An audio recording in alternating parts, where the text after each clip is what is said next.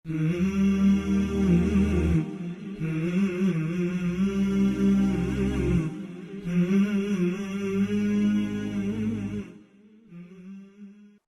علیکم ورحمۃ اللہ وبرکاتہ۔ معزز ناظرین، محترم سامعین، نبوت کے 10ویں سال رجب کے مہینے میں ابو طالب کا انتقال ہو چکا، جس کی تفصیل ہم بیان کر چکے ہیں۔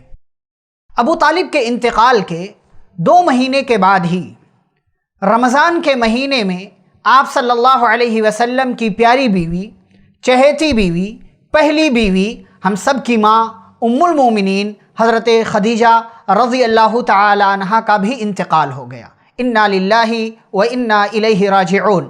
یہ آپ صلی اللہ علیہ وسلم کی زندگی میں آنے والی آپ کی سب سے پہلی بیوی ہیں، جنہوں نے ہر قدم پر آپ صلی اللہ علیہ وسلم کا ساتھ دیا، ہر قدم پر آپ کا سپورٹ کیا۔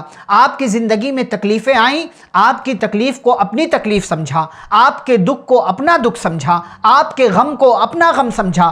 ہر مصیبت کے موقع پر، ہر پریشانی کے موقع پر نبی پاک صلی اللہ علیہ وسلم کے لیے ڈھال بنی رہیں، سہارا بنی رہیں، تسلی دیتی رہیں اور آپ کے زخموں پر مرہم لگانے کا کام کرتی رہیں۔ پیارے نبی صلی اللہ علیہ وسلم اما خدیجہ رضی اللہ تعالی عنہا کے احسانات کو بار بار یاد کیا کرتے تھے۔ کبھی کبھی کہتے تھے، یہ خدیجہ وہ شخصیت تھی کہ جب لوگوں نے میرے ساتھ کفر کیا، وہ مجھ پر ایمان لے آئیں۔ لوگوں نے مجھے جھٹلایا، خدیجہ نے میری تصدیق کی۔ لوگوں نے مجھے محروم کیا اور خدیجہ نے مجھے اپنے مال میں شریک بنا لیا، اور اللہ رب العالمین نے انہی کے ذریعے مجھے اولاد دی۔ بقیہ میری تمام بیویوں سے اللہ نے مجھے اولاد نہیں دی۔ اما خدیجہ رضی اللہ تعالی عنہا جب تک زندہ تھی، نبی پاک صلی اللہ علیہ وسلم کا ساتھ دیتی رہیں۔ پہلی وحی کا موقع ہو یا اور کوئی موقع ہو، آپ صلی اللہ علیہ وسلم کا قدم قدم پر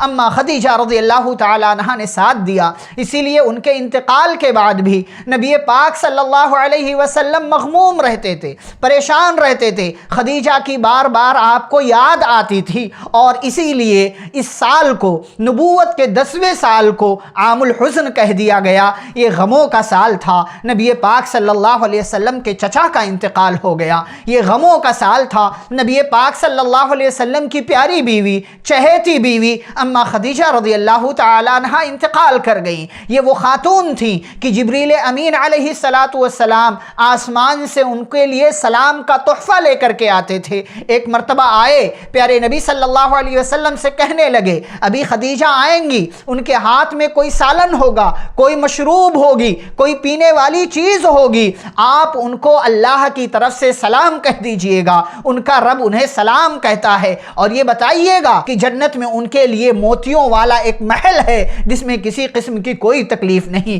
یہ وہ عظیم المرتبت خاتون تھی، یہ وہ پائے کے خاتون تھی، یہ وہ پہلی ایمان لانے والی خاتون تھی جو نبی پاک صلی اللہ علیہ وسلم کی زندگی میں آئی تھی۔ لیکن نبوت کے 10ویں سال ان کا بھی انتقال ہو گیا۔ پھر آپ صلی اللہ علیہ وسلم پر غموں کے بادل چھانے لگے، اس طریقے سے کہ ابو طالب جو ابھی تک سپورٹر تھے، ان کے انتقال کے بعد مشرکین نے آپ پر ظلم و ستم میں تیزی لانا شروع کر دیا۔ آپ صلی اللہ علیہ وسلم کو مزید کھل کر کے ستانے لگے، اور آپ صلی اللہ علیہ وسلم پر ایک مرتبہ آپ کے ایک دشمن نے مٹی لا کر کے پھینک دی۔ آپ صلی اللہ علیہ وسلم اسی حالت میں گھر آئے۔ آپ کی ایک بیٹی آپ صلی اللہ علیہ وسلم کے سر سے مٹی صاف کرتے جاتی تھی، روتی جاتی تھی۔ پیارے نبی صلی اللہ علیہ وسلم نے کہا، بیٹی رو نہیں، اللہ تمہارے ابا کی حفاظت کرے گا۔ پیارے نبی صلی اللہ علیہ وسلم فرماتے ہیں کہ مکہ والوں کی کوئی تکلیف مجھے بری نہیں لگی، ناگوار مجھ پر نہیں گزری، یہاں تک کہ ابو طالب کا انتقال ہو گیا۔ ابو طالب کے انتقال کے بعد مکہ والوں نے تکلیف دی، مجھے ان کی تکلیف بہت بری معلوم ہوتی تھی۔ پھر ایک اور غم آپ کو یہ لاحق ہوا کہ نبوت کے 10ویں سال ہی آپ صلی اللہ علیہ وسلم ایک امید کے ساتھ طائف کے علاقے میں گئے تھے، وہاں کے لوگ ایمان لے آئیں گے، اسلام قبول کر لیں گے، لیکن طائف والوں نے آپ کو مارا، جس کی تفصیل انشاءاللہ ہم آگے بیان کریں گے۔ یہ 4 بڑے بڑے غم ایک ہی سال میں آپ صلی اللہ علیہ وسلم کی زندگی میں آئی اور آپ کو برداشت کرنا پڑا، اور ابو طالب کا انتقال، اماں خدیجہ کا انتقال، مشرکین کی طرف سے ظلم و ستم میں تیزی اور طائف کے علاقے میں ناکامی، یہ 4 بڑی بڑی مصیبتیں آپ صلی اللہ علیہ وسلم کی زندگی میں اس سال آئیں۔ لیکن اسی سال آپ صلی اللہ علیہ وسلم کی زندگی میں ایک خوشی کی خبر بھی آئی۔ آپ صلی اللہ علیہ وسلم لیڈر تھے، کمانڈر تھے، آپ صلی اللہ علیہ وسلم نبی اور رسول تھے،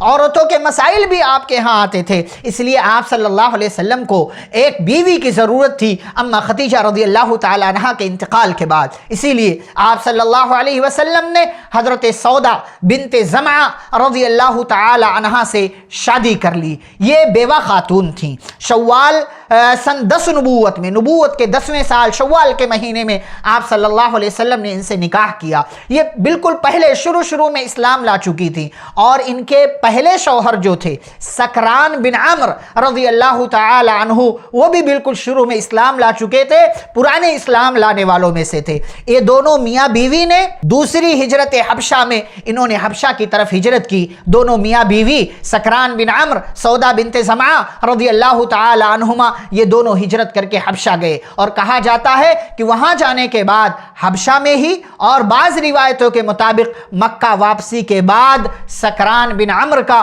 سودا بنت زمعہ رضی اللہ تعالی عنہا کے پہلے شوہر کا انتقال ہو گیا۔